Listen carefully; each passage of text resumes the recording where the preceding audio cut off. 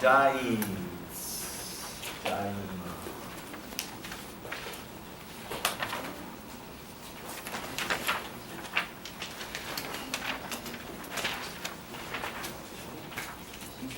One-two addition, also known as direct addition. Here's a reaction.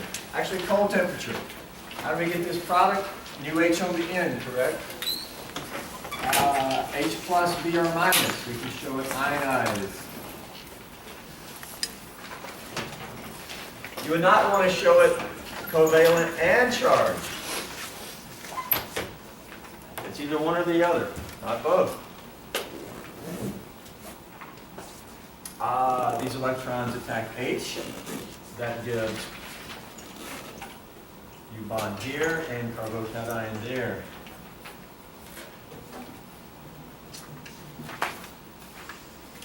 And then get final product, yeah?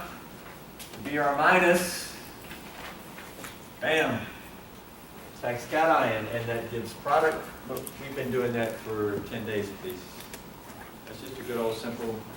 That's called a 1-2 addition though, because the H is here and the bromine is next door. 1-2. And in this reaction, the other double bond didn't react. Now this kind of assumes one equivalent, because we could react it again and we could expect the other alkene to do the same type of chemistry. Yeah? So we're using one equivalent here. This is the product you're going to get here with cold temperature, minus 78 degrees. Is this just a random temperature? No. This is the temperature of dry ice and acetone. So it's a common cold temperature, not just a random number. It's quite cold, negative 78. Yeah? Don't stick your finger in that. All right. This product here, in this case, the 1-2 product here in this case is called the kinetic product. It's formed fastest and thus always formed first. Sometimes formed first or always? There's always. Always. Okay. Why? It's called the kinetic product because it's formed fastest. Fastest is a rate. Rate is kinetics. Okay? Why is it formed fastest? Well, let's come back. Let's first look down here and see what we say down here.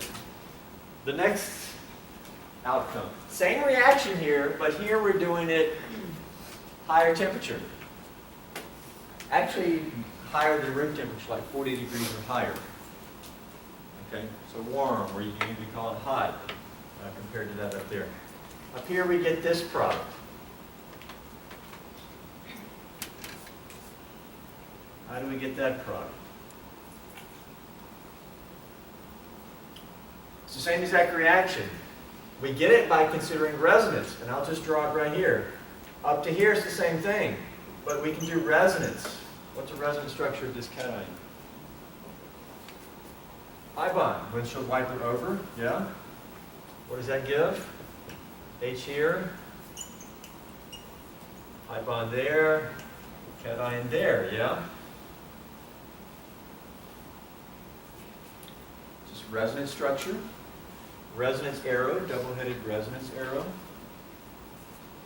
Now do you see how we get this product? By the way, this is a 1-4 product, right? The new H is here, the bromine's here, so it's 1, 2, 3, 4.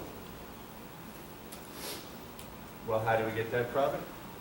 Once you draw the resonance structure, you hopefully see, right? The bromide just instead attacks here. Makes bond to this carbon. And there you go. You get that product also.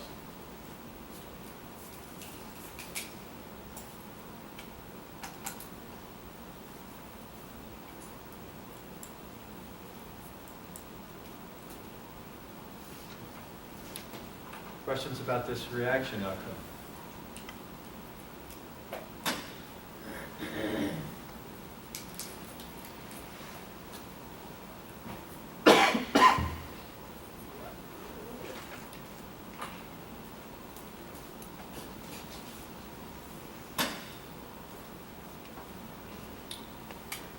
Question? So the 1,4 is more stable because of, like, why is it more stable? Well, why do you say it's more stable? Oh, you read this. It's at It's the most stable. 1,4 is called the thermodynamic product. It's the most stable. Why? It's secondary substitution. You've got two alkenes here. Which one's more stable? That one's a monosubstituted alkene. This is a disubstituted alkene. Based on the alkene substitution. More stable. This product is more stable. Stability is thermodynamics. So we call this the thermodynamic product, the more stable product.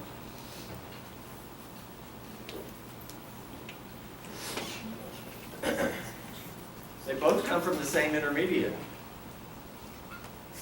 Okay? Both come from the same intermediate. But you get different outcomes. Why? Why is one formed fastest? Is the more stable product formed fastest? Probably not. No, it doesn't. It's not. Because that's not the more stable product. Why is it formed fastest? Because where it ends on the energy diagram, so it ends at a higher energy. Well, first let's look at the energy diagram.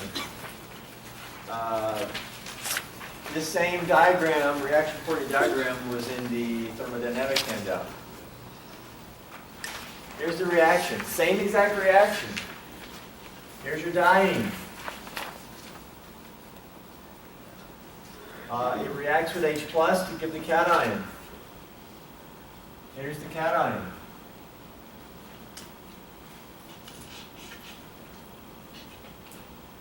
From the cation, we can get two different products.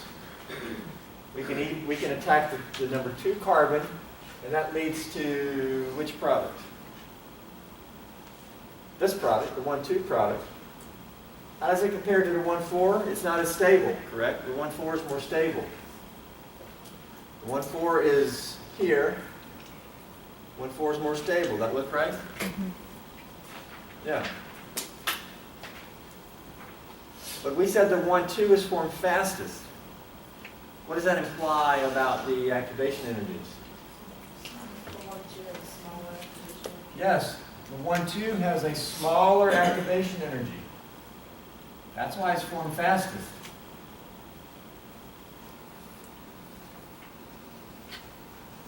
Now that is an exception. We called it an exception in the handout. Usually we say more stable product is going to have a lower activation energy. But that's not the case here, is it? The more stable product has the higher activation energy. That be because the 1,2 product can happen at cold temperatures while the 1,4 cannot. No, sort of the other way around. The 1,4 requires. Well, I mean, we'll look at the temperature. Yes. Other question? The resonance step doesn't count as an intermediate, right? When we did resonance, did we make something new? Resonance is just another depiction of the same thing. There's only one intermediate. This is one intermediate right here, correct? Yeah. That's one thing in the circle. You said it's an exception because it's at a higher energy level, but it's still constant. It's an exception to what we kind of made a general statement. We said that if you have two products, one lower, one higher, we usually say the transition state leading to the lower one is typically lower. That's a general statement you usually assume. That's not the case here, though. The transition state leading to the lower one is actually higher here. This is an exception to a... So Dr. But this is Stevens, important. This is only one intermediate, right? This is resonance. When we draw resonance, are we drawing something new? Before we go on, what does this intermediate really look like? shared. It's a hybrid, really. Can we draw the hybrid? What does the hybrid really look like?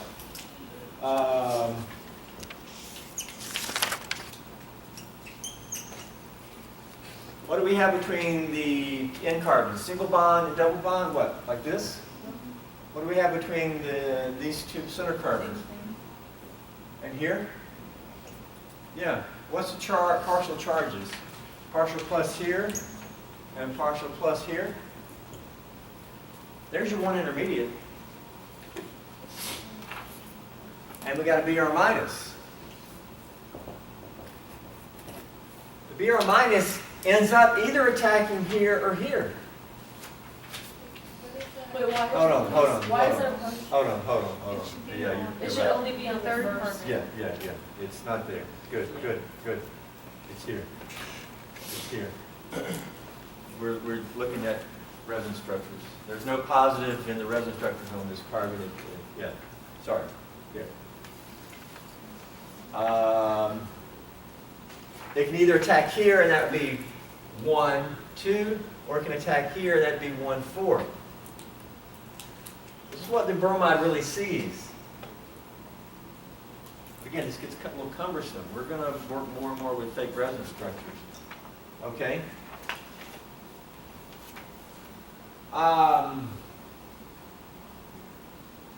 Here's why attack here is faster. Well, just look on the board. Tell me.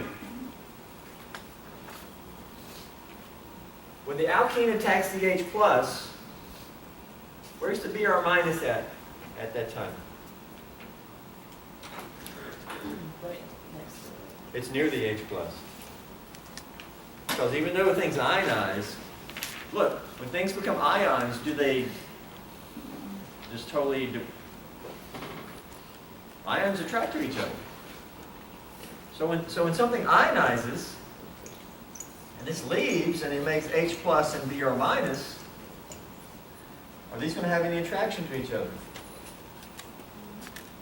Yeah, I mean, in physics, you learn pluses like minuses. So then you say, well, shouldn't they come back together?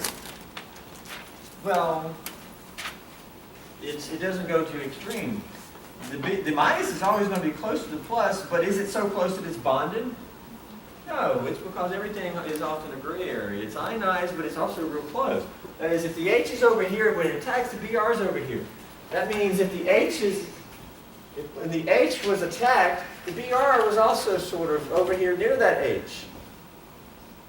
Okay, now which is going to be easier? This or that?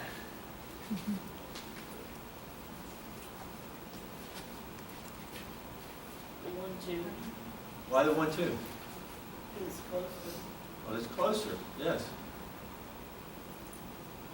Which is easier for me to walk right there or to walk way over there? It's closer. That's why it attacks here faster. That's called a proximity effect. That is, which takes more energy? Me to walk right here or over to the door? It takes more energy to walk way over there. Okay? That is, this right here, it takes less energy for the bromide to move to create the 1,2 product. But the 1,2 product is not the more stable product. So it's faster, but it's less stable. Two different things, kinetics, thermodynamics. This is like a long distance trip.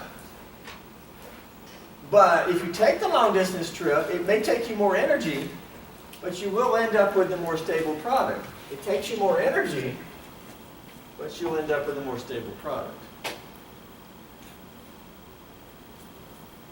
Now, if it's cold temperature, cold kind of implies you don't have a lot of energy around. Your energy is limited. So maybe you only have enough energy to do this, and at cold temperature, there's just not enough energy for you to make it over to the door.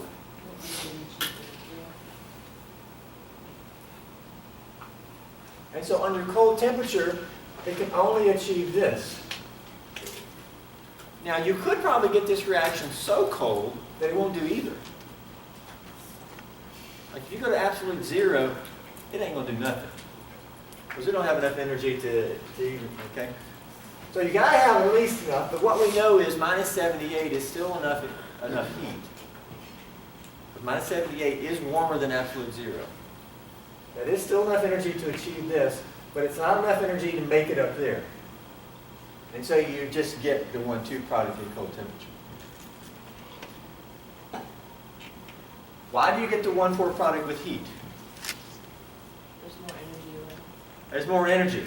Does that mean it's going to go up the hill and not go down the hill? It's gonna go down the hill more, but it's gonna go up. It's going to go down the hill first. And it's going to come here.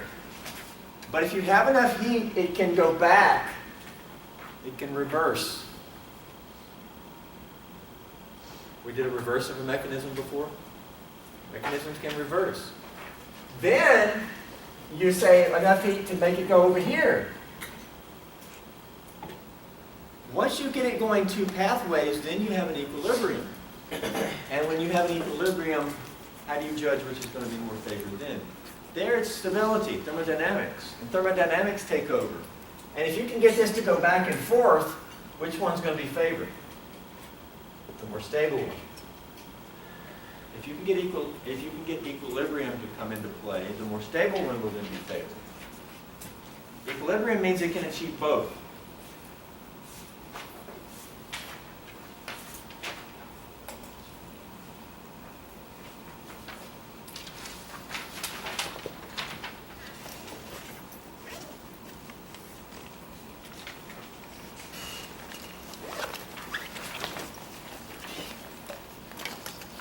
Okay. Both of these cations are resonance stabilized. I mean, resonance here, or you go this way. Okay. Both of these outcomes, you get a resonance stabilized cation. By the way, direct addition is where you just add directly to one of the pi bonds, just like we've been doing for 10 days. What's this called? 1,4 is also called what? Conjugate addition. It's because your cation is conjugated, and you end up sort of invoking that. Or you call it resonance. You're using the resonance here to get the other product. Now, of course, we're just using it on the board. Because in real life, this doesn't happen. In real life, boom, that hybrid is formed immediately. This is two fake structures to illustrate the hybrid. We're always going to form the resonance stabilized cation. Now here that makes sense, because if I'd ask you to look at this alkene and we're focusing on double bond over here, we're going to make cation on left or right.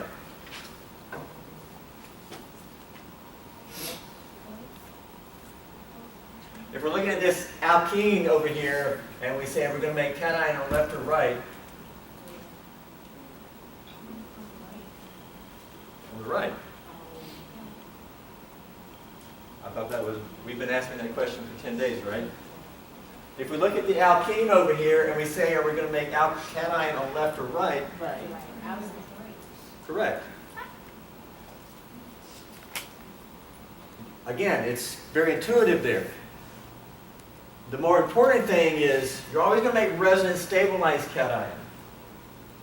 Okay, the secondary is intuitive, but later on, what if we have two secondaries? Which one would you prefer, resonance or non? Resonance. Cation next to an alkene is called an allylic cation. It's written right there in the take-home message. Take-home message. Okay.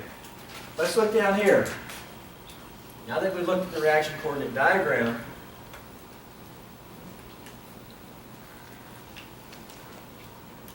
here we go. HBr, low temperature. You get this product, 1,2 product, right? If we're doing one equivalent, kinetic product. If you heat this though, it can start reversing. The bromine can come off. Go back to the allylic cation, which is resonance stabilized. When we show this, that's really fake. It's not that either. When the bromine comes off, it forms this. Bromine can come off, and it can go back on here. It can only come off with heat. So basically with heat, you have an equilibrium. And this is favored at equilibrium because it's more stable. So it's your major product with heat. That's the only your major product with cold, low temperature. It's always formed fastest. But then it can come back off and you can end up with the other one.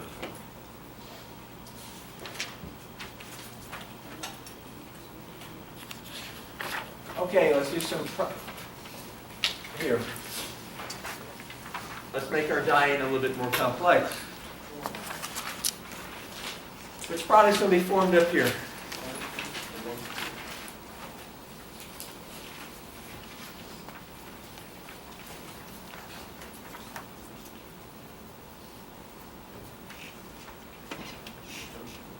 Which product's going to be formed there?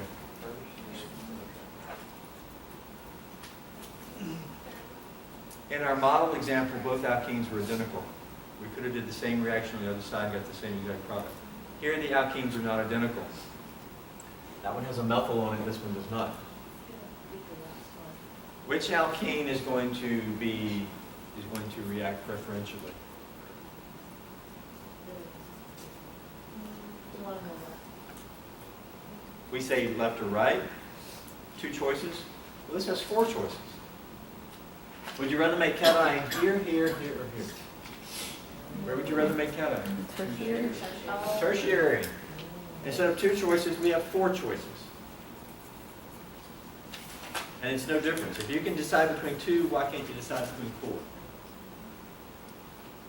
4? Okay? I'll make cation here. So this alkene is going to react. Okay? Now knowing that, and seeing that it's cold temperature, which product are we going to get? The 1, 2. Okay, so which product is the 1, 2?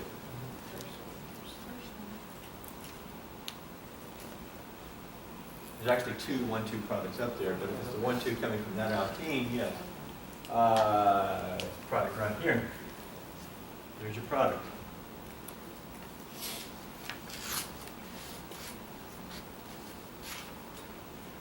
H plus, Cl minus, high bond attacks, we get UH there, cation there. The allylic cation is resonance stabilized. We can show resonance.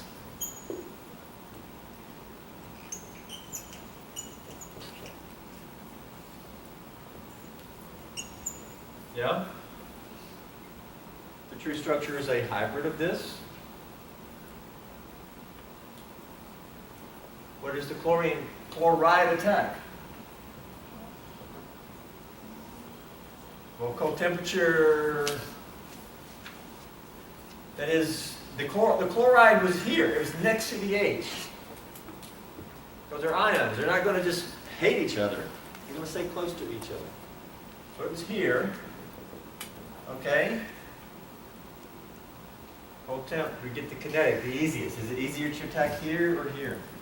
Well, you kind of know the answer. It's called a 1, 2 product, right? Attacks here. Boom. That's easier than than if it was here, it'd have to come over here. Attacks there, and there you go. You get that product. Now, we actually didn't even need to show resonance structure because we didn't use it.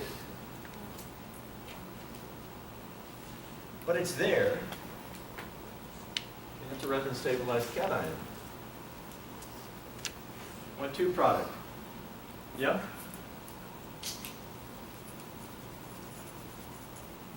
What if you did this reaction with heat?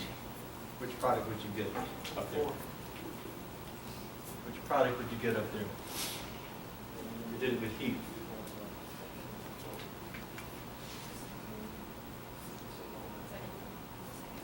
Second, third, or fourth? Second. Yes. That's kinetic product. This is your thermodynamic product.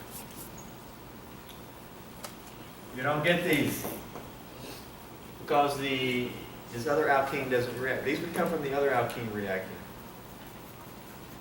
You have to decide which alkene is going to react first. Okay, do the one below with HI.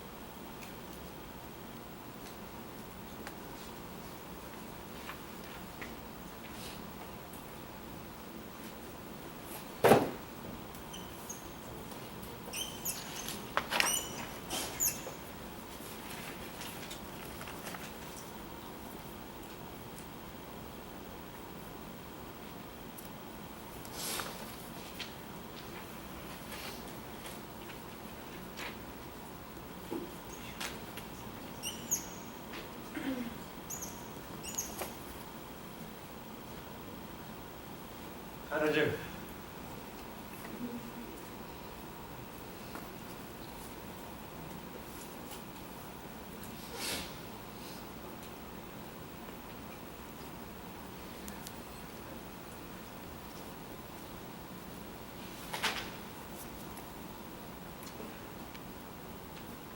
Questions about that one? Is that a 1-2 or a 1-4 product? It's a 1-4 product. The new H is on the outer carbon, and then the iodine is the fourth carbon away. Question? Can you do the resonance structure from the, like, what the cold temp would look like? Where does, like, I'm confused where Cold temp, the- you want to do cold temp here?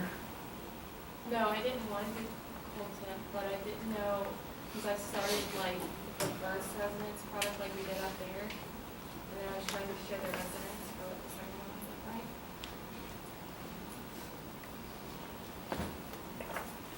I'm not quite sure. You want to get cation here in one of your resonance structures. Yeah, I got, So we attack H plus.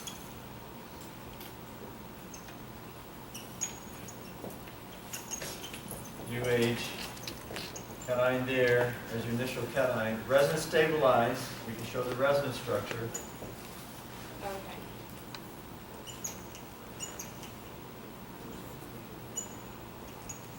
There's the resonance structure, which is going to be more stable. Iodine bonded here or iodine bonded here?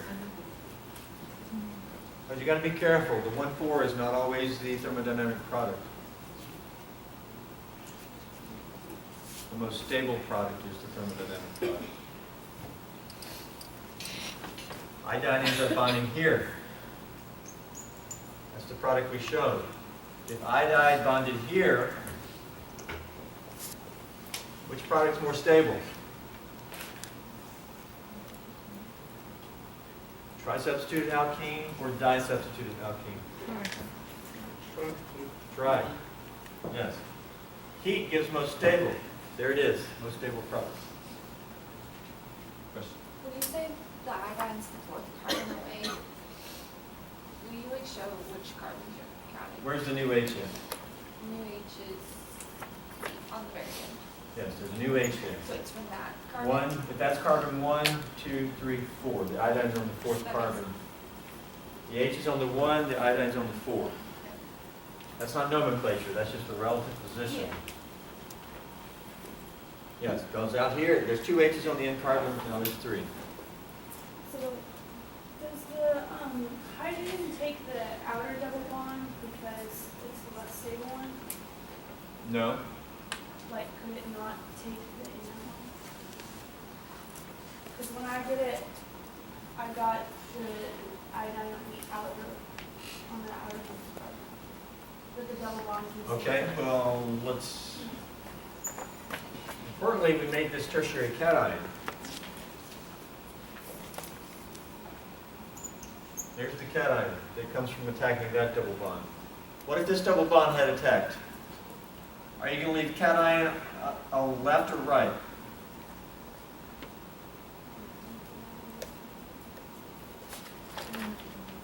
Are you going to leave cation on left or right? You attack through this pi bond. I'd refer you to the take-home message on the front page. What does the take-home message say? Yes, always form resonance stabilized allylic. So, cation on which carbon would be resonance stabilized?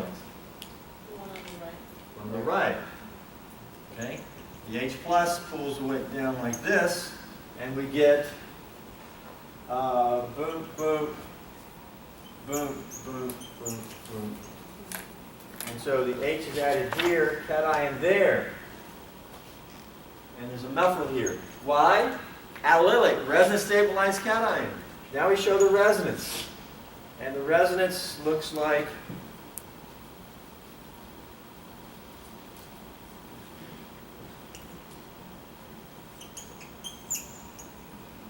pi bond's now over here.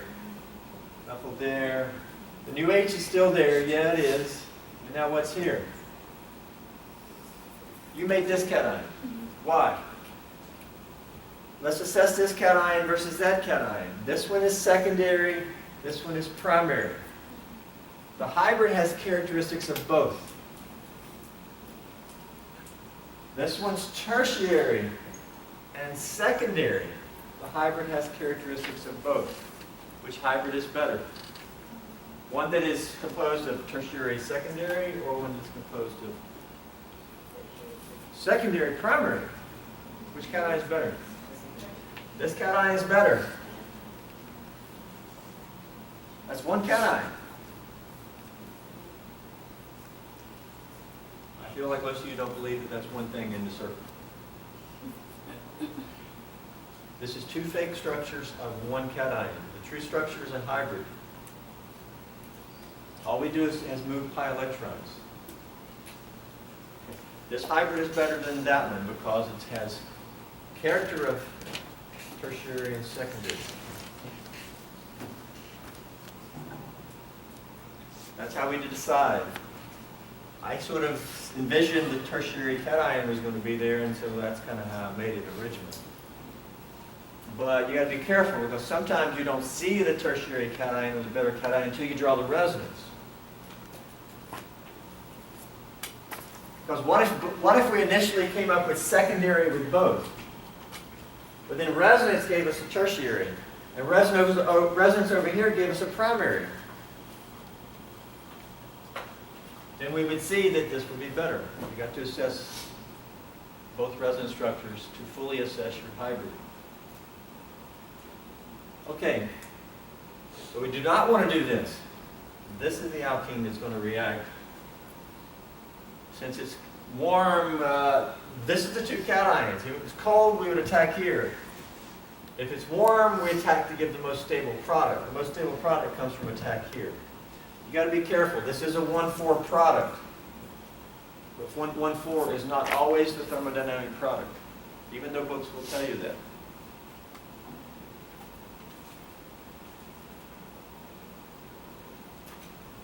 The most stable product is the better alkene. You can do the others on your own. Anybody already done one? Want to ask? I have a question. For like the next one, how would you pick which alkene to pick? Because You would do the same thing I did up here. I would draw cations coming from one attack, and I would draw cations coming to the other and assess them. Now, once you get savvy, you can kind of see, because if this attacks, I'm going to secondary, resonance will give tertiary. So secondary, tertiary, if that attacks, I'm going to give tertiary, resonance be primary. Which is better? Tertiary secondary or tertiary primary? secondary. This is better. So I can kind of see it in my head. Okay. You guys probably need to draw it out and see it. Once you see this, then you're going to go with that alkene attack. Do what? The next two. Explains the next two? Yeah. Well, good, because hopefully my process I'm trying to get you to follow should explain the examples. I say that because, thank you. Please realize that there's process. Everything we do is there's a process, and it's not memorization.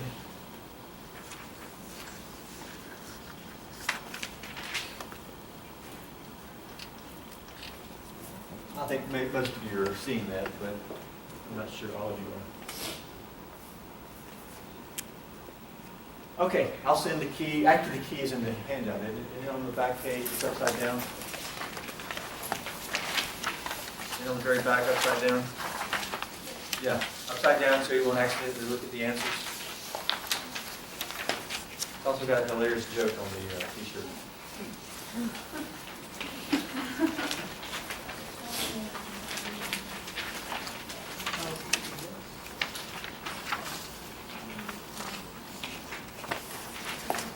Okay, a special reaction for dienes is the Diels-Alder reaction. Whenever your reaction has names associated with it, like Diels-Alder or Williamson ether synthesis, or Fischer acidification, these are all very important reactions. These tend to be the top 10 reactions in organic chemistry. Okay? Diels-Alder is two names, two chemists. Developed a reaction, or discovered it, then developed it. They won Nobel Prize in 1950 for the development of this reaction. It's a reaction involving dienes reacting with an ene. So a diene and just an alkene. Here's a diene, and it's an ene. Terminology. This reacts with a diene. That means it likes dienes. Something that likes dienes is called a... If it likes electrons, it's called a electrophile. If it likes wines, it's called a dienophile. You have a diene, and then something that likes dienes. We call that a dienophile. Dienophiles are usually alkenes. Okay? Now, in the introductory level here, we'll stick with just all carbons. The advanced level, you can start putting in heteroatoms into your Diels-Alder, but we're not going to see any here. There may be one in a homework problem or something. It'd be the analogous outcome. Okay. Your diene is alkene, most common. It also can be an alkyne. This is a cycloaddition reaction. Cyclo meaning making a ring. They add to each other. Cycloaddition. It's a concerted reaction. That is, everything happens at the same time.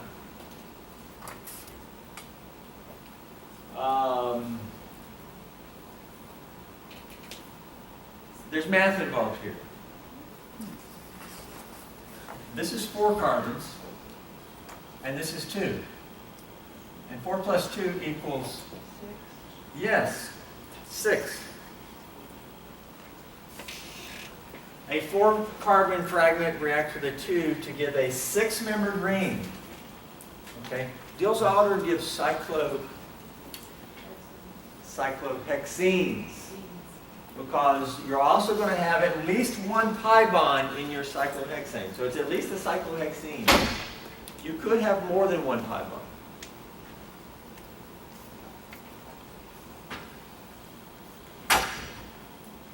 Now, just knowing that much right there, look on the very first page of the warm-up. In the middle, there was 3 drugs that said, which drug looks like it could be made using a Diels-Alder reaction? Well, Diels-Alder gives a 6-membered ring with a 1 pi bond, at least. Tamiflu. The first one? Yes, first one. You typically don't get 3 pi bonds, so you typically don't make benzene rings by Diels-Alder. Okay? So, you gotta know what we're making there. But remember this. This reaction is also often called a 4 plus 2 cycloaddition. 4 plus 2 cycloaddition. Maybe written somewhere. Okay, mechanism for this. It's all concerted, but hopefully my arrows will make sense. This pi bond breaks and goes and bonds to that carbon. This pi bond breaks and goes and bonds to that carbon. This pi bond moves down to fill the void because that pi bond left. There's your arrow movement. That arrow movement gives that.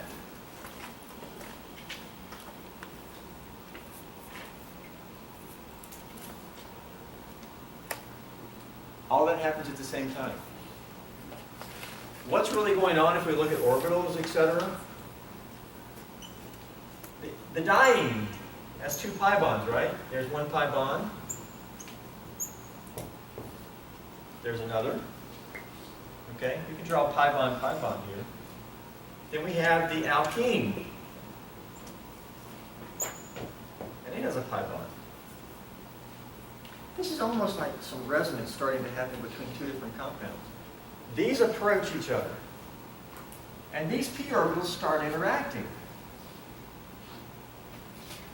And these p orbitals start interacting. And you have a transition state where all these p orbitals are interacting. But then the electrons just reorganize and it stays bonded. And the electrons just sort of all move at the same time. Once they start interacting, it kind of becomes one system, and then the electrons reorganize, and boom, it's stuck there. We're showing it like this. Pi bond moves over and makes single bond to this carbon. This moves up, making single bond up here, leaving that as a single bond. The only double bond comes from right here. When that pi bond moves down in between these two carbons, that's a double bond, because there's one there already. So you're actually making what? You make two sigma bonds. That's what's made. What are we making? No, we're making more than that. We made two sigmas. We made two sigma. What else did we make here? What else is new here? One pi is new. This pi bond is new. It wasn't between these two carbons before. What did we break? 3 pi. We went from 3 pi bonds to 2 sigma and 1 pi. Did we go to stronger bonds? Yes.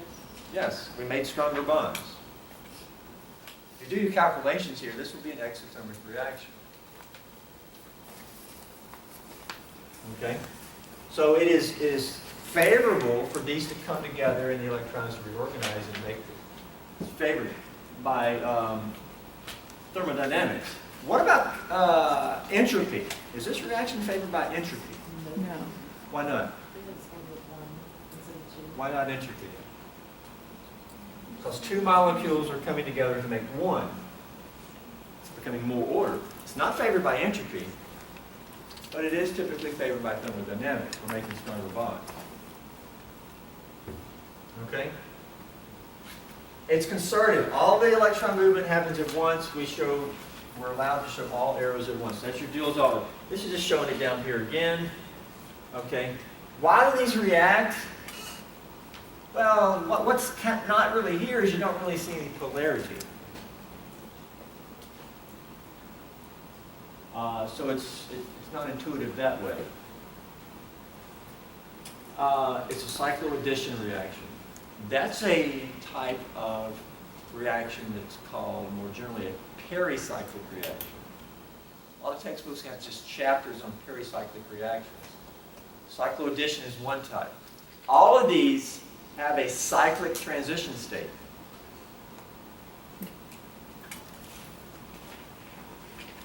All of these have a cyclic transition state. Okay, it's a concerted 4 + 2 cycloaddition. Gives a cyclohexene. It's called a Diels-Alder reaction. Let's look at the specifics. Question? Oh, I was gonna ask, do all the p orbitals stay? Do all the p orbitals what? Like in the ring that's formed, like are all the p orbitals still there? No, they're not. Good question. You see that in the end, only 2 carbons have p orbitals. Yeah. Do they just disappear? I think it only H's. No, there's no new H's. There's no new H's. The H's are, every carbon has the same number of H's. A lot of times when we do reactions, we undergo rehybridization.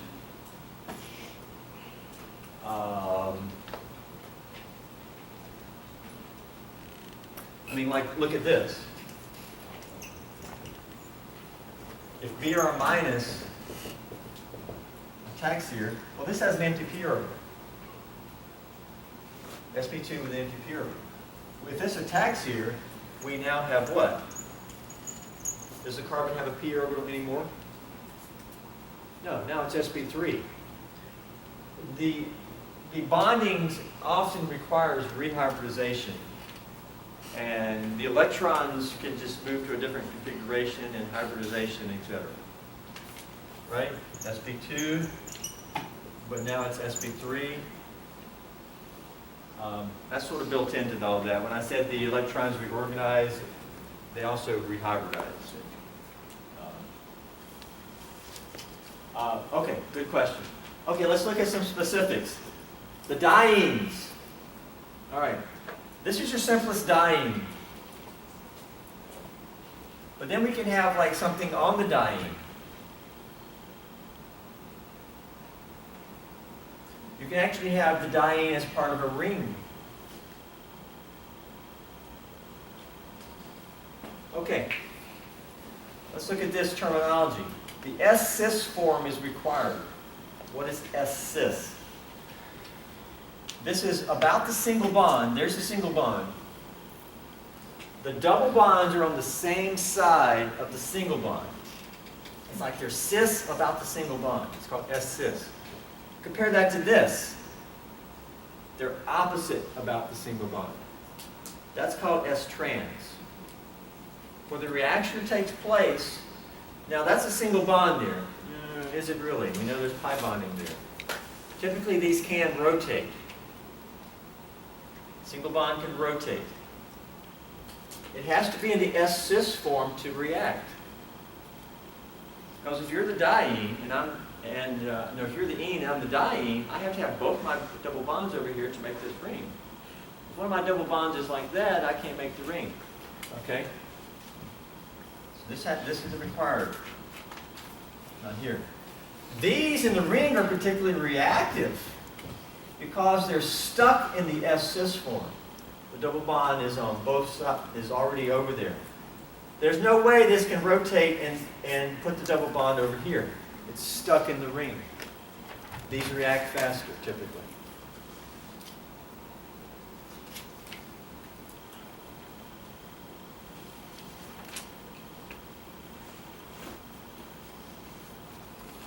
Okay, the dienophile, which is usually just an alkene, typically has an electron withdrawing group bonded to it. Electron withdrawing group, such as a ketone, carbonyl, a nitrile, esters. If there's two groups, it can be cis or trans. The ene can be in a ring. It can also be a triple bond. And we skipped that on the first page. If we do our mechanism on the first page of the triple bond, right here, if this diene reacts with this dienophile, and we zip this together like that, pi bond here. Why is there a pi bond on the right in this case? Because one of them doesn't work. Because only one of them flips up and bonds up there. We're left with a... So here we have two double bonds in the ring.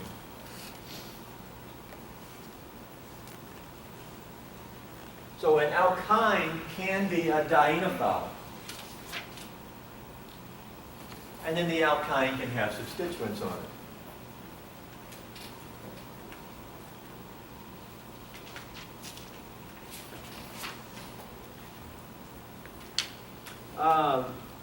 Two of these pages sort of repeat. I'll do it here, and the next page is sort of repeat. The first page came just off the internet, and the second page is mine.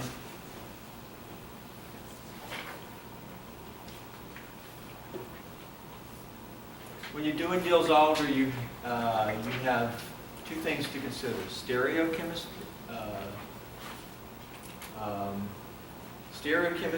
and regiochemistry. We'll start with stereochemistry. It actually can be the easiest. And it'll just be statements, almost like memorization, you know? We're not going to fully explain a lot of this. Look at this reaction here. 4 plus 2. Cyclohexene, 6, right? There you go. You can zip it together. Boom, boom, boom. But we got these two groups here. They're going to be there. First off, you got to know that they're going to be over here. A lot of students will draw this product and for some miraculous reason have the groups on the alkene. If you zip it together, you know the alkene is going to be between these two carbons. Okay? But look, yes, now these two carbons are tetrahedral. Here they were planar. Now we can have forward or back. But these two groups are going to be cis. Why? Because they were cis before. Because they were cis here. They don't change. It doesn't have a chance to change. Our two groups are cis. When does it have a chance to change? Let's do the mechanism. I'm the Okay, I'm the dienophile, I'm the alkene. It may be better for you. Okay, you be the diene. Hold it like this. One, hand, shoulder, shoulder, boom, 4 carbons. And this is 2 carbons. Here's the pi bond. Both of these have cis or esters, and they're both going back. They're cis. Okay, let's do their mechanism. Boom. There's no intermediate, it's boom. Because there's no intermediate, the 2 groups do not have any chance to change their orientation. The concerted mechanism does not allow any change. They're one direction, boom, they're still one direction. Cis here are going to be cis there. Now, do we want to show anything else here? Plus anything, or what? No. I mean, What about plus an antimer? yeah, oh, yeah. That is, could they both be going back? Yeah. Okay, would that be the enantiomer? If I showed this with both going back, yes, it would be cis, but would it be the enantiomer? No, it would not be the enantiomer. Why not? Because we have a plane of symmetry. Waldo. We have a plane of symmetry, there's no enantiomer. If you draw those both back, it's the same exact compound, right? Okay, look down here. If we do the same reaction, but our dienophile is trans, guess how they're going to end up on our product? Trans. Question? So how do we show that we rotate, or is just automatically assumed that we rotate the trans? What did we rotate to trans? I mean, They're trans. There's your alkene. The groups are trans. I was saying in the other one for the diene, not for the dienophile. So, There's no groups on the diene. but I'm saying, okay, so if the diene is trans, remember how you showed us an example where it was trans? On the last page. On the- Oh, you mean S trans? It's trans, okay. Well, How that would has you free show- rotation. Okay. It's So just it's like automatic this. to assume that it's rotating? Here the 2 blue groups are syn, now they're anti. I mean, it can just rotate. So just. It has to be in a certain orientation to react. If it's stuck in the, it can either be stuck in the good, and it can actually also be stuck in the bad. That's just free rotation.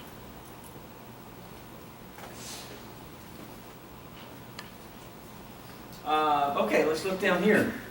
Down here, the diene has stereochemistry. This alkene here is E, and that one is E. They're both trans, or we can call them E. The dienophile has no stereochemistry, it's all linear. But if we zip these together, boom, boom, boom, we're going to have a 4 plus 2 is 6, right? Pi bond over there is actually a pi bond over here also, right? What type of stereochemistry do we have? None here. This is still planar. The stereochemistry is these 2 carbons, which came from the diene. We made that bond there, there. Now these are both sp3. Over here they're sp2. What's going to be the relative orientation of the 2 methyls? Well, the answer is easy. The alkenes are the same here, so these groups are going to be the same there. That's a little bit more difficult to explain. We would have to get into showing sort of models and approaches. I'm not going to do that. A little bit of memorization. If the alkenes are the same here, they're going to be the same there. Would the second one, would that's gonna be a really dumb question, would that one have an enantiomer? Plus an enantiomer. It does have an enantiomer. There's no plane of symmetry here. Yes. With that, okay. Yes. I It was would. just- Yeah. That would come from the alkene just approaching this way. Okay. And that would put, you could have this from here and here. And you would get the enantiomer from a different approach. Okay. Do you know that how? There's no Waldo. Yeah. But how do you know you won't just get this one and not the enantiomer?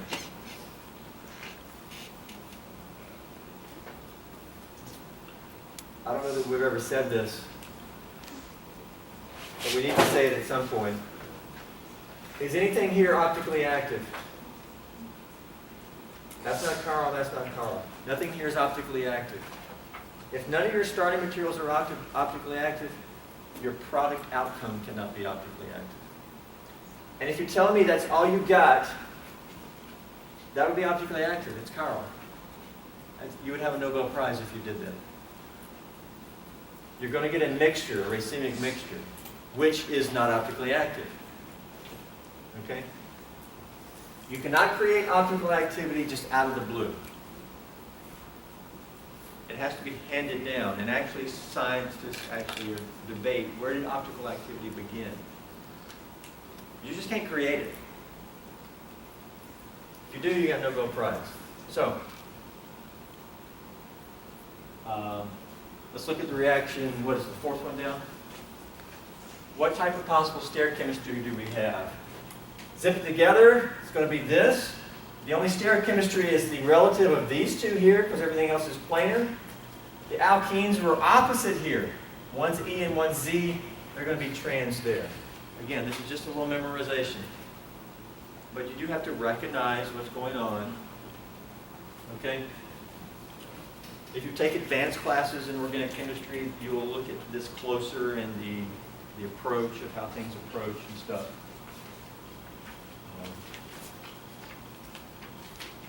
Okay.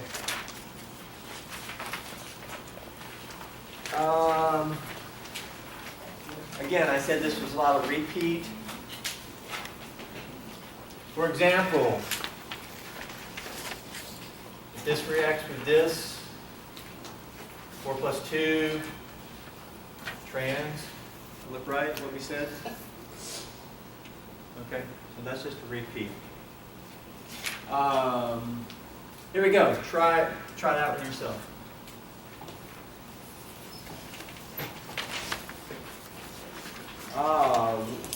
Word of caution here. Your molecules are not always going to be shown like I show them here. I'm showing them so they're set up to just do the 4 plus 2. So I show the diene like this. It doesn't mean it won't be presented to you maybe like that. See, this has a neon sign. It says Diels-Alder, 4 plus 2. This doesn't really say that as like a neon sign. But you have to recognize, I've got a diene. So do we need to show it rotated? Well, if you want to show the mechanism, you need to sort of set it up. We'll do that. Then the mechanism will help you show the product. I've got a diene. I've got an alkene. That's Diels-Alder. That's what a Diels-Alder is. So you have to kind of recognize that. Especially like in 6 months from now. I mean, right now you think, that's a Diels-Alder because that's the title of the handout. So, what's the product of that reaction?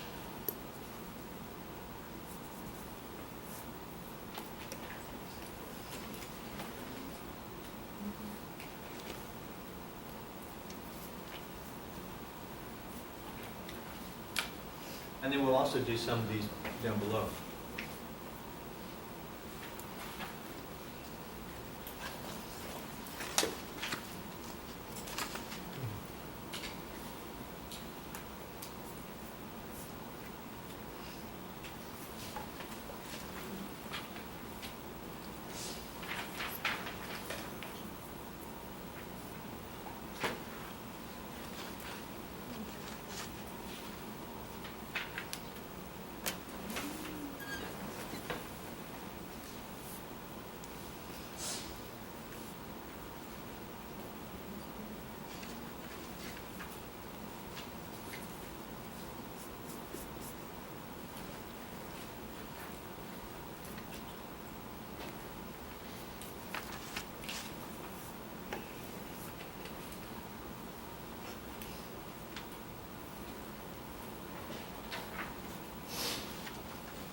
Everybody got it?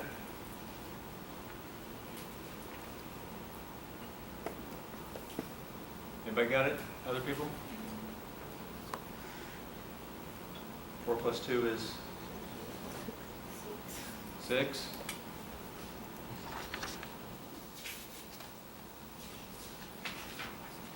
Nobody else has it?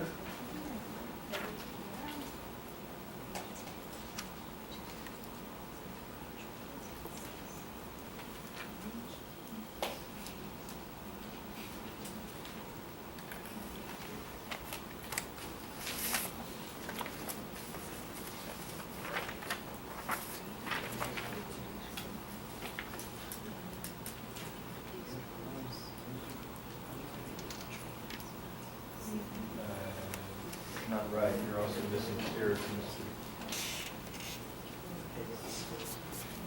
I don't see anybody who's turned the diene. I turned mine. Okay, I didn't look. I would turn the diene. I mean, this is turned this way for a reason, because now we can zip it together. It's just not turned here. I cautioned it. It may not be turned, but doesn't mean.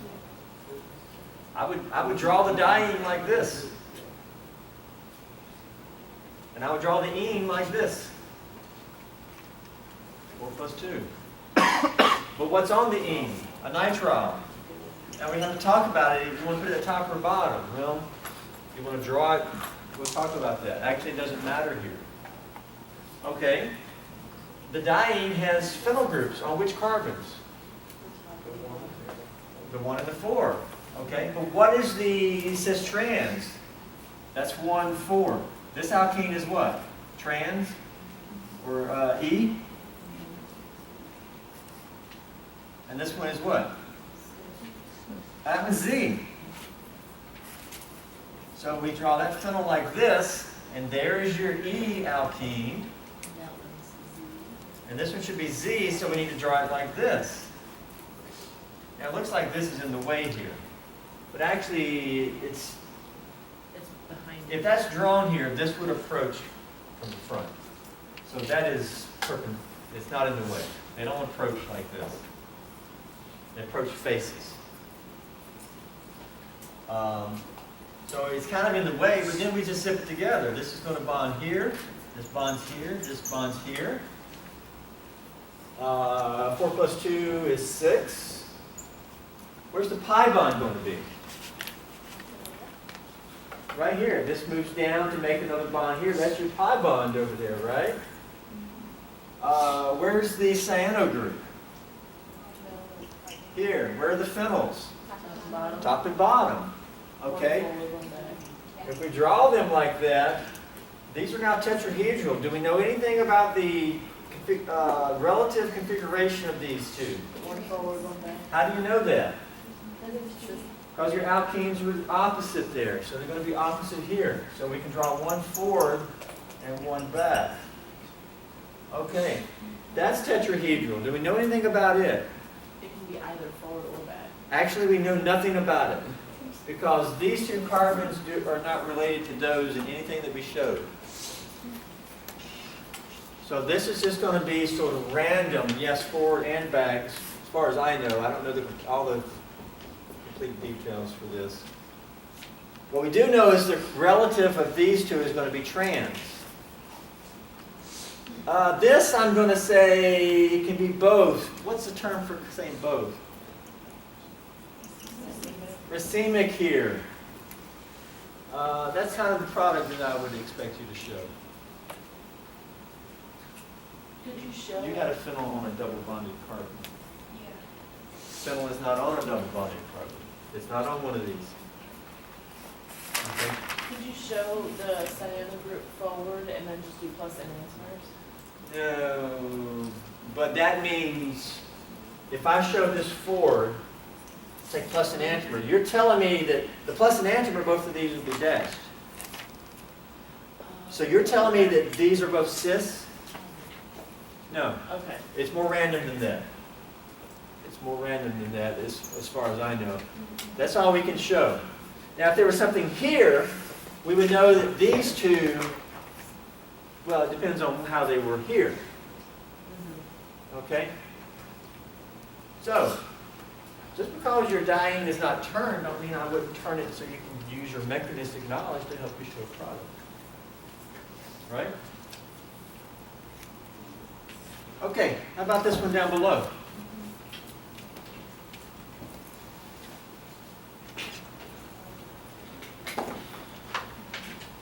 Here the diene has a ring. Let me tell you how you do these. Just ignore the ring part, okay? This is connected here to make a ring. Just, there it is, okay? If I drill that in, there's your ring. Just ignore this. Just ignore it. There's your diene. Is that carbon is kind of? We're going to draw it back in at the end. Let's ignore it and draw it back in at the end.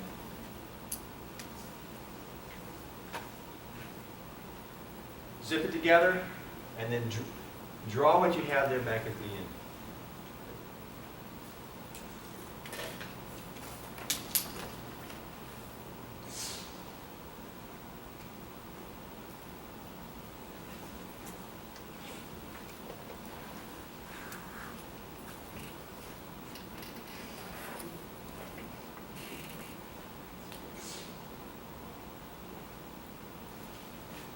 Four plus 2 is 6. Okay, boom, boom, boom. Double bond here. Cyano here.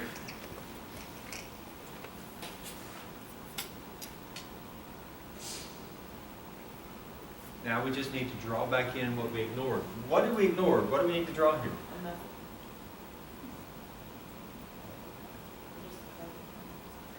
It's a CH2 that's connected to carbons 1 and 4. 1, 2, 3, 4, 5, 6. 1 and 4 is a CH2. Boom, boom. Is that like coming out of That forms a second. Yes, it would actually be coming out. Yeah. It's called a bridge. It forms a second. Right? It's a bridge, and you get, yes. If you had a model of this, you could maybe try to make your ring flat, and this would be coming like a bridge. Sometimes you'll see it in books, and it's shown sort of bolded to make it look like it's coming out.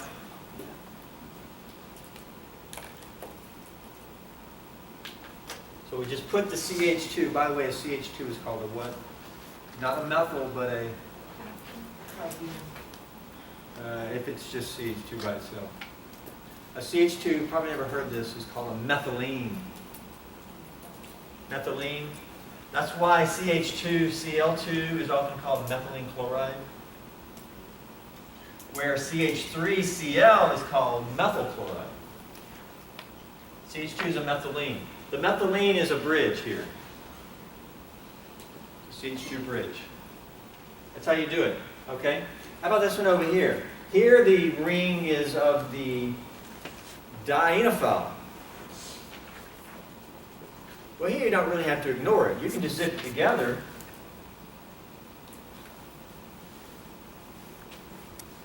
But look at this. Are the groups on your dienophile cis or trans? They're cis. They have to be to make a ring. Just zip it together and know that they're cis. For the last one, By the way, this is very racemic. There's no relation between the bridge and this group. This group's going to be racemic. The bridge can also be going back instead of forward. could you do any answers with that one? This one, Yeah. you're going to get multiple answers. So you should just say racemic. Well, everything's going to be kind of random there. How many total possible stereoisomers? I think it's either 4 or 8. I have to think about it. If it's 4, then you got two pairs of enantiomers. If it's 8, then you got 4 pairs of enantiomers. Well, I mean, in terms of stereochemistry, I don't know if I'd even show stereochemistry. It's again, you know, if you're given a problem, the problem will maybe dictate that. And So for now, just don't even put anything but an answer with you. well, I'll discuss it when it's important. There, it's too difficult. I mean, I don't want to get into considering maybe all 8 possible. The main thing there was dealing with this cyclic and the bridge. Okay? Now, if we had had 2 groups here, then these would have been, we could have easily known them. Let's do, for example, over here. This one should be easy. 4 plus 2 is, I think it's still 6. There. Zip these together, right? Boom, boom, boom. Double bond here. Over here is this ring. I mean, that stuff is over there.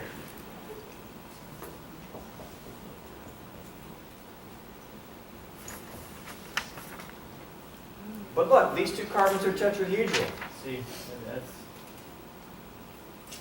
These two bonds, are they going to be cis or trans? Well, they're cis here. It has to be, it's a ring. So these we would draw.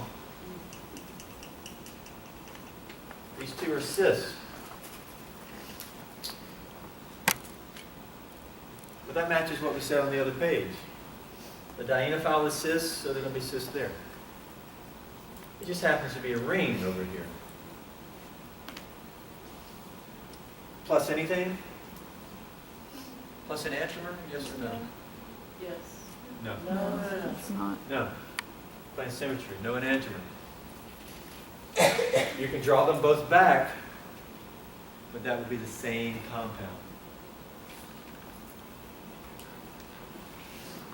So this is really nothing new other than just this happens to be a ring over here.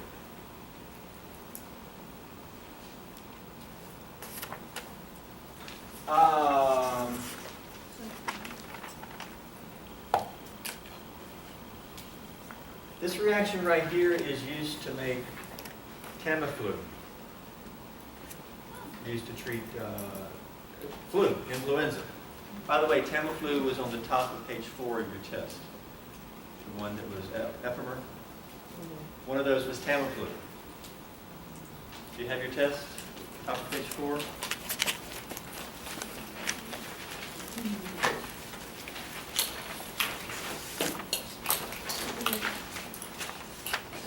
Do you see the 6-membered ring with 1 pi bond?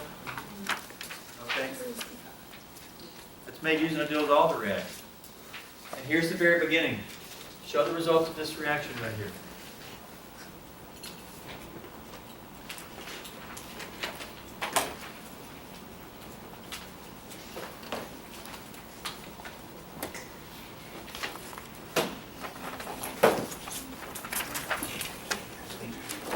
And the one on the right. Then we'll talk about retro Diels-Alder. This is what Diels-Alders were like back in the 1970s. Retro.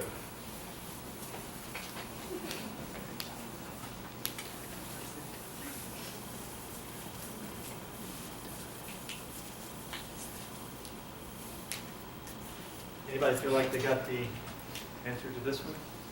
First one?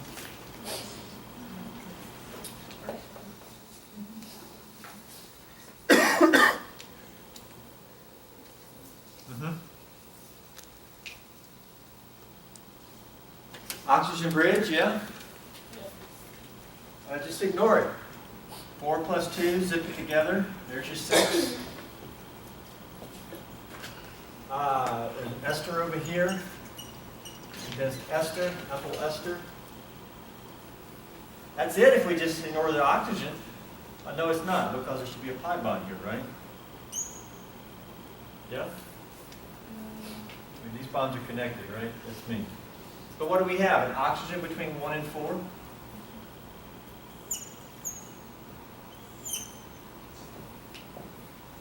oxygen bridge between 1 and 4. It's still there. Nothing changes there. The only well, we got stereochemistry here, but there's no relative here. There's not another group here, so we don't have anything here. Eventually, as you keep going, this oxygen bridge is sort of opened up and it's no longer there in Tamiflu. But if you look at Tamiflu, there is an oxygen coming off one of the ring carbons. That's because this is sort of, one of these bonds is broken, but it remains bonded to one. So there you go. How about the reaction on the right? No reaction. Why? Why is there no reaction over here? You got a diene, but it's stuck in the S transform. Can this rotate and the double bond be over here? It cannot. It's stuck here. If it's stuck in the S transform, it can't react. That hopefully makes sense. It can't make this. Not all dienes can react. If it's stuck in the bad conformation. not really a confirmation, it's a configuration. No reaction. Okay, retro Diels-Alder. You can actually go reverse. Okay? That is, your 6-membered ring can break apart into 4 and 2. Now, if we go this way, is this driven by entropy? 1 going to 2. Yes. See, entropy favors this. But it's not driven, it's not by thermodynamics.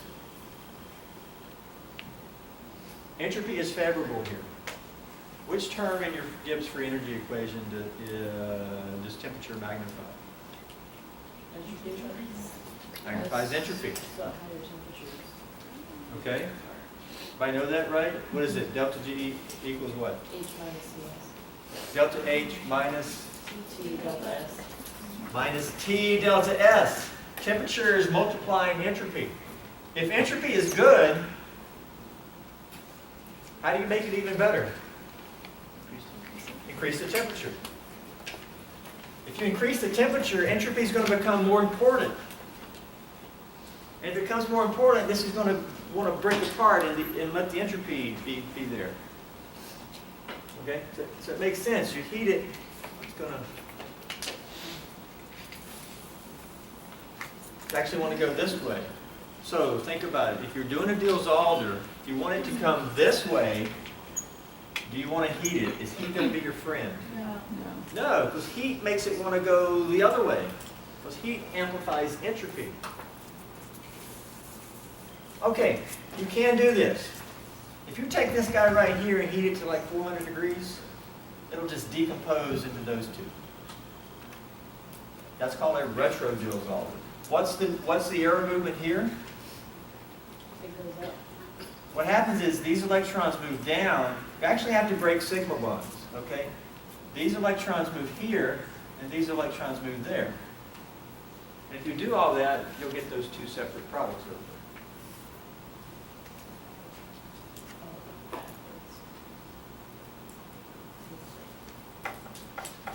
You could do it the other way as well. I think you can move them both ways. This is called a retro Diels-Alder.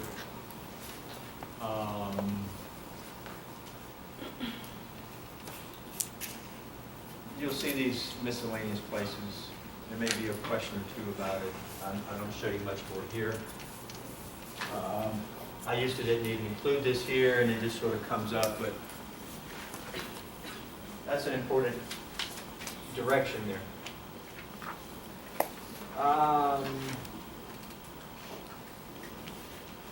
Okay, regiochemistry. Regiochemistry.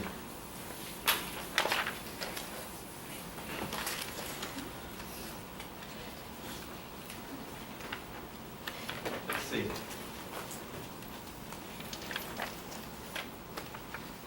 Before we move on here, any questions about TLC lab today or tomorrow?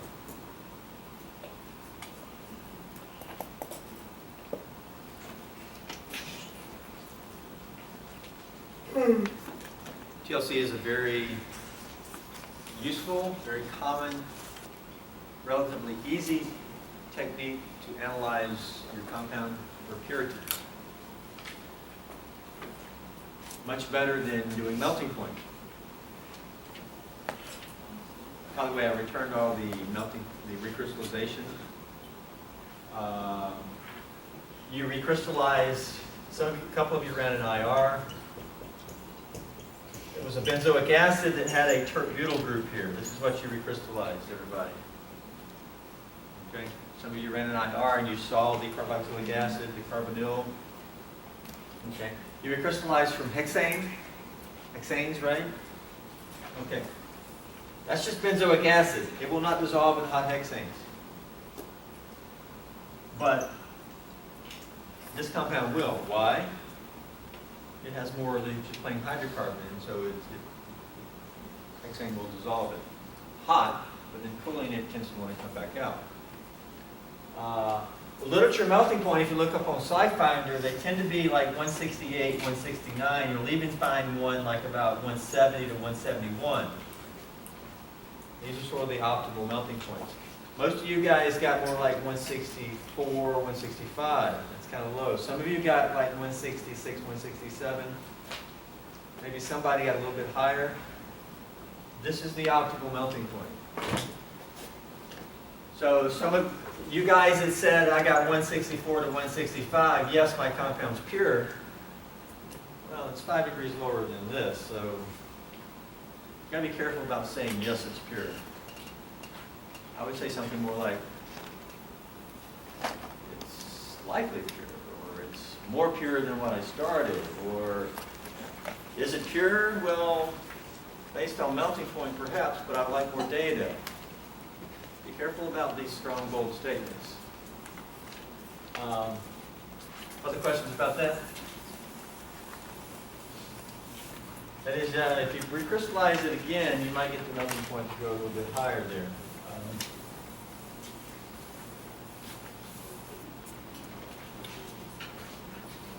The unknown lab, I'll return to this afternoon.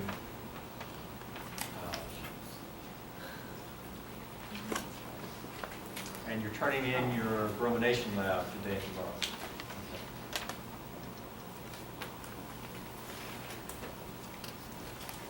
Okay, let's look at regiochemistry, regioselectivity. If you react this diene and this dienophile, which are you going to get over there? Here we're looking at different connectivity. These are regioisomers. Which are we going to get? We'll zip it together. Yeah, I'm alive.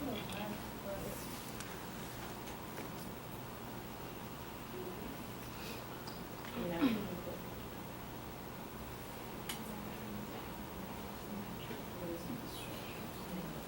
I believe the answer is the one on the right.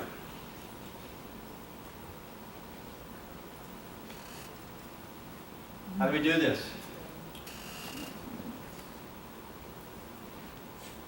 We need to consider the polarization of these. Okay?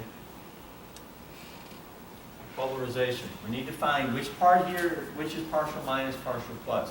Okay, this guy, resonance structures. Here we go. Of the carbons that end up bonding, the 1 and 4, these are the two that bond over here. Which one of those carbons is more minus? 1 or 4? Resonance. 1. If we take these electrons, we can do resonance. Move them in here and move these out. The old in-out resonance. That gives what?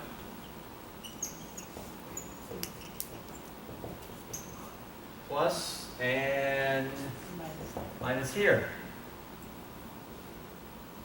But then we can keep going. We can move the electrons here and move the electrons out. Boop, boop, boop. Little methyl plus the electrons there. There are 3 resonance structures on the board.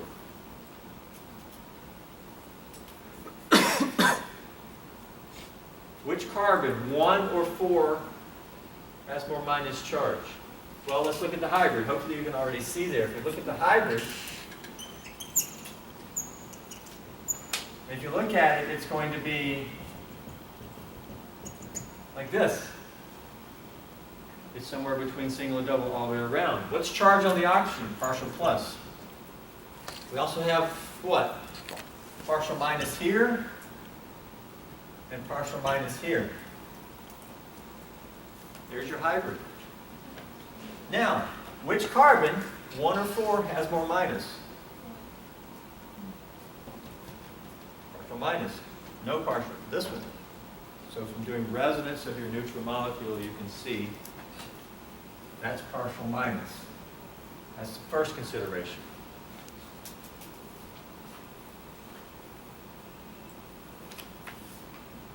And typically, your diene is going to have some partial minus. The other guy is going to have partial plus. Remember how we said these often have electron withdrawing groups? That creates partial plus. Resonance here. We have the oxygen in the pi system. It pulls electrons. So we can just move these up. You can find somewhere to draw your resonance structure. boom, boom, boom. Electrons up, plus here. Now what can we do with pi bond? Swing it up.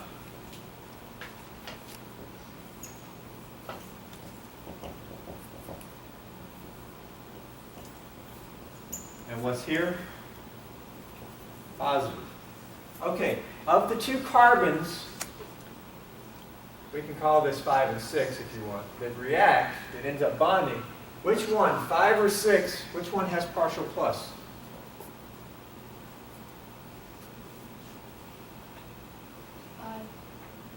Six. The lower one, Yeah. 5. We put it right here. Did we ever put plus on the other carbon? No. No. The hybrid will have partial plus there.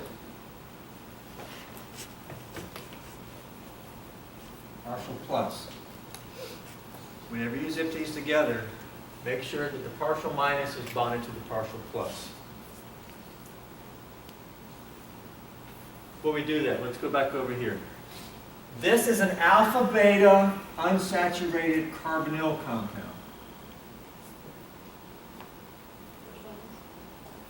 This one, alpha beta, it's a carbonyl. The first carbon is often called alpha, the second one beta. Alpha beta unsaturated carbonyl compound. The beta carbon is always partial plus, as shown there. But you will see that several times, especially when you get into organic 2. Understanding that the beta carbon is partial plus. I'll explain it right here.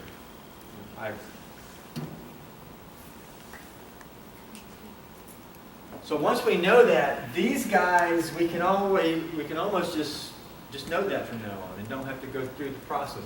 This one you'll have to look at it. Okay. Now since we want to make sure that that bonds to that, we actually need to flip it over and redraw it. No, flip it the other way, sorry. Boom, boom. Put this up like this. And this is partial minus. Now we can have this drawn like this. And that's partial plus. And when you zip these together, make sure that these bond. So that they're going to bond here. Now we can zip it together. And which one do we get? You see that these two groups are going to be on carbons bonded to each other. And this is your product.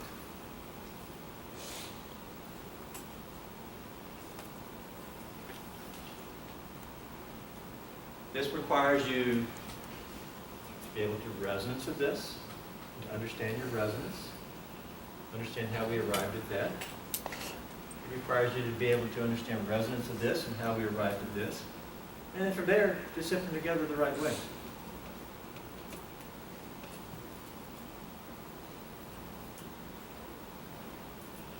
Try the next one on your own. We'll look at that a little bit later. There's actually two more on there to try on your own. We'll look at it. By the way, there's no stereochemistry in this answer. Because we do not know the relation between these two.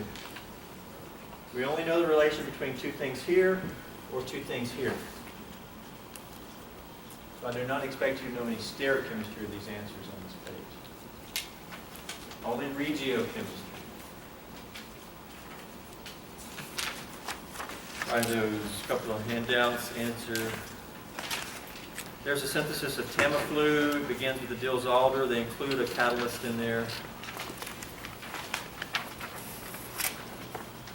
On the back, something quite important we'll look at a little bit later. Take a look. Your body synthesizes prostaglandins. And this here, arachidonic acid, reacts with oxygen. This is sort of a cycloaddition. It's not exactly like a Diels-Alder, but it's very similar. And if you consider oxygen to be double bonded, it's kind of like an alkene, but it's two oxygens. So this is a very important application of a cycloaddition reaction. Prostaglandins lead to things like inflammation, pain. Aspirin inhibits an enzyme here. It does this. It's called the COX enzyme, cyclooxygenase enzyme. Aspirin targets this enzyme, stops this from occurring, so it keeps your body from synthesizing these, and you don't get as much inflammation and as much pain. I'm going to take a look at that, and we may go back to it at some point. Biological application of a cycloaddition reaction. What did you call the, Alpha beta unsaturated, because we have a degree of unsaturation here. The alpha and beta positions are unsaturated. Carbonyl compound.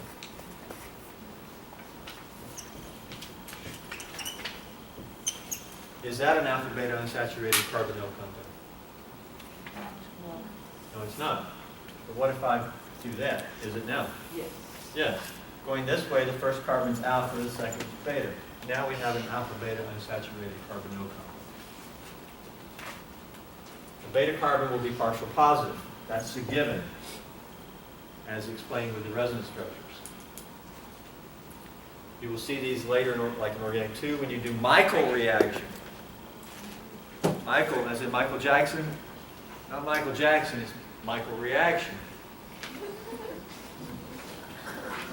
That's not funny, it's stupid, but hopefully it will help you remember it. Michael reaction is where you will see that again.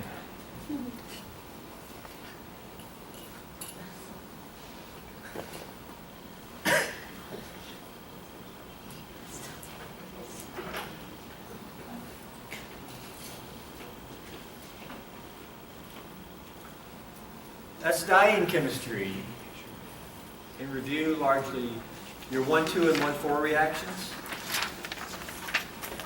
and your Diels-Alder reaction.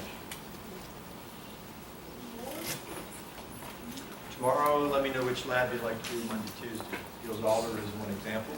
It does involve a retro Diels-Alder at the beginning, but we're also now set to move into substitution chemistry.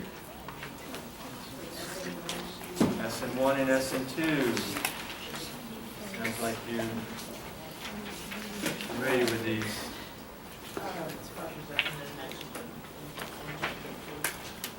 Okay, blue handout. We'll introduce this today.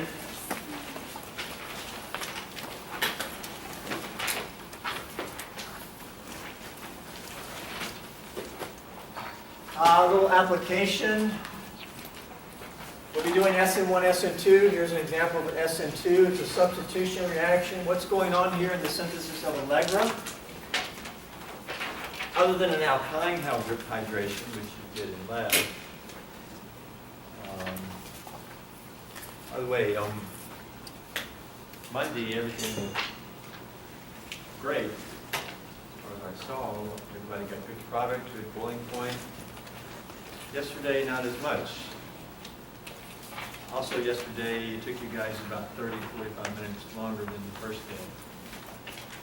You need to work more efficiently.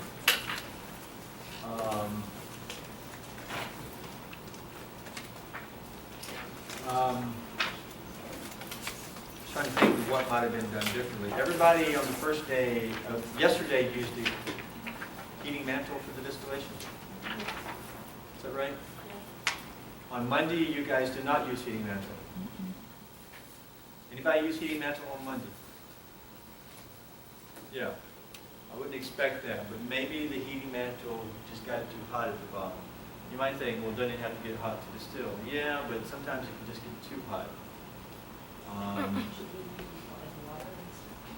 Use what? No, you can actually heat just directly on the ceramic hot plate.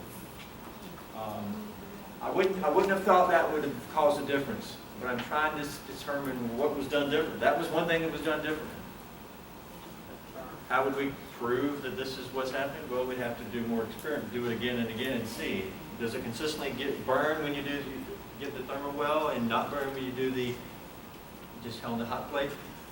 Maybe. Right now, it's a hypothesis. We would need more data before we make it a conclusion, right? That's the only thing I can think of, because they did consistently, it's kind of tar, and most people yesterday got lower boiling points and ended up with some burning and stuff that didn't want to come over. It looks like it was decomposing to a higher boiling product. Okay, substitution, what's going on here? This amine, the nucleophile here, these electrons are coming in here. The amine is displacing this group off of the carbon. That's going to be called a leaving group in general. This is replacing this on the carbon. Replace is one way we can say it. We can also call it a substitution. The nitrogen is substituting off the oxygen. What is an OMS? It's a variation of something we're going to see called a tosylate. Once we do more, we'll look back at this and hopefully it will be pretty clear. That's the substitution reaction. Okay? There are some kind of warm-up questions. Predict the products.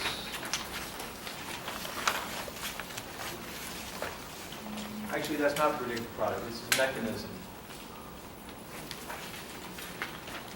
You react this alcohol with HBr, we can do a substitution reaction. We can replace the OH with a Br. Substitution. What's the mechanism? Mechanism's down here. Stereochemistry will be important. We've actually already seen mechanisms that we're going to use here. When I gave you the alkene. For example, how do you attack a cation? Okay? I have a cation. How do you attack it? Either side. Or the Other. either side, right? Okay? If we were going to attack something and kick off a so-called leaving group, which side would you attack? Opposite. Okay. We're going to see that stuff here. We're going to build upon our mechanistic knowledge and we'll see that same stuff here. And those two types of attacks will influence our stereochemistry.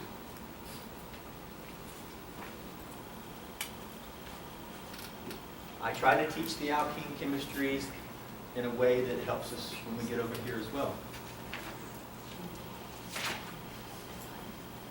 Okay, let's see what we can get introduced today. Then please be doing some reading in your textbook about substitution, etc. Here's the general line reaction of what's going on. We're going to have a tetrahedral carbon. I put that in the heading up here. We're going to do substitution at what type of carbon? Tetrahedral. That implies no other type. Tetrahedral carbon. Something there that's going to be replaced. We're going to call that the leaving group because it's ultimately going to leave. It'll be kicked out. The other is going to be called a nucleophile. It will have electrons. It may have a charge or it may not. The nucleophile is going to replace the X in a substitution reaction. When we were doing alkenes, those were all what type of reactions? Not substitution, but additions. We had a molecule, we added stuff to it. We're not. Here we're replacing substitution. Okay, the leaving group, there's some stuff here for you to read. The most common leaving groups are your halogens. With iodine being better than bromine, that's better than chlorine, that's much better than fluorine. But other atoms can also be leaving groups. Other atoms can also be replaced. We'll have to look at those and why. Here's a precise example of the generic. Here the leaving group is a bromine. Here we use hydroxide as our nucleophile. Here's our substitution product. The leaving group has now left. It takes on another lone pair, right? Because here I show no lone pair, here I show a new lone pair. For example, here's 3, now it has 4. 0, now it has 1 lone pair.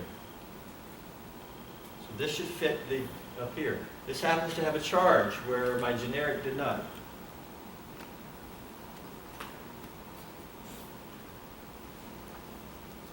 So, what's the possible mechanism for this substitution reaction? As we show the electron movement, what's going on, what type of intermediates are formed, if any. Somebody propose a first mechanistic step. What could be going on? Maybe you already know something, because there was a question in previous works that alluded to some of this. Bromine has to break off. Yes. Everybody sees that, yeah? So mechanistically, with arrows, what do we want to do? The nucleophile attacks. The Kim? nucleophile attacks, so the OH electrons go in and attack the bromine bond? No, opposite? The electrons from the bond to the Add on. bromine would add on to the bromine, right? No. Electrons add to the bromine? From the alkane, The alkane, the bond breaks. that bond breaks. The CBR bond? Yes. Yeah. Okay. Let's do that first. That's what I wanted to do first, because I want to do SN1 first. Then we'll do SN2. Okay. So you're saying that this just breaks. So you want to just do this? Yeah. Yeah. What does that give? BR I'll do it down here. It gives BR minus. Br minus, because what does this arrow mean? The electrons are Electrons. Electrons are moving on to bromine. The bond's breaking. That's Br minus. What's left behind? Cation. Okay? If you just have that Br leave like that, it'll produce that. And then the OH is gonna come right in. Okay, let's assess this first. What type of cation did we make? The primary, oh, it's gonna Primary. move. Let's think about that. Okay, well, let's just keep on. What would have to be the next step? There's your Br minus, so we're done there. What do we need to do here? OH moves in. These electrons could bond here. That makes sense. But What would that give? the product, There you go. There's your two products. So we showed a mechanism. but the product. But you don't like it. Let's assess it. We made a primary cation. What do you know about primary cations? It's gonna shift. High energy. Well, cations are always prone to shifting, but is this good cation? No. No, primary is pretty bad. Never make primary cations unless we have to. Secondary is better, tertiary is good. Bad cation.